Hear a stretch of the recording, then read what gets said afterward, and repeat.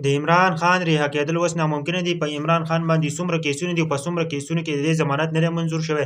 د پولیس راپورټ دی چې عمران خان چې کله آزاد شي نو په دې کیسونو کې به عمران خان جیل کېږي او د پي ټي آی نور رهنما چې کومه دي نو هغه به هم جیل کېږي. زما سره دا ویډیو وګورئ چې تاسو ته پته ولګي چې په کومه څومره کیسونه به پاتې دي، په څومره کیسونو کې د عمران خان ضمانت منظور شوی نه، او په کومه کیسونو چې پاتې دي په دې کې به عمران خان چې څنګه رها شي نو بیرته به گرفتاریږي. ملګرو په عمران خان باندې تاسو ته پته ده په سوونه باندې کیسونه دي او هغه ختم شو دي، خو په عمران خان باندې 42 مقدمات دي چې په هغه کې عمران خان چې دی نو په 19 کې ضمانت نه دی شوی. نو په عمران خان چې کومه د 19 مقدمات دي نو پولیس اهلکار به لګي چې عمران خان ناراض شي په دې 19 مقدماتو کې بس کېږي عمران خان بیرته نیسي او جیل ته به وړي.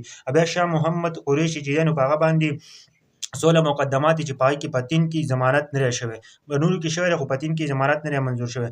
اماده اظهر چې دی نو په هغه باندې 3 دي او په 3 واړو کې څه دی ضمانت نه دی منظور شوی. دوی به چې د جیل ته وړلی کېږي چې څنګه چې څه ټیم هم پولیس غواړي نو دوی جیل ته وړلی شي. مراد سعید چې دی نو په 8 کې په 2 کې ضمانت نه دی منظور شوی دی نو په هغه کې په وجه باندې دوی چې دی نو جیل ته وړلی شي. ملګرو دا نوي معلومات راغلو ما چې تاسو سره شریک کړم. زما یوټیوب چینل ته راغلي نو ضرور یې سبسکرایب کړئ. د نورو ویډیوګانو دپاره کله چې زه هم ویډیو خجوم نو تاسو ته به اولنی نوټیفیکیشن درځي.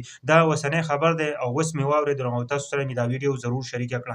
ما چې تاسو هم خبر شئ چې په عمران خان باندې څومره مقدمات دي، عمران خان چې آزاد شي نو څنګه به بیرته واپس څه کېږي جیل ته وړی کېږي. دا پولیس اهلکارو څه دی رپورټ دی. ما وویل چې تاسو شریک کړم. ویډیو ضرور د نورو ملګرو سره شیر کړئ.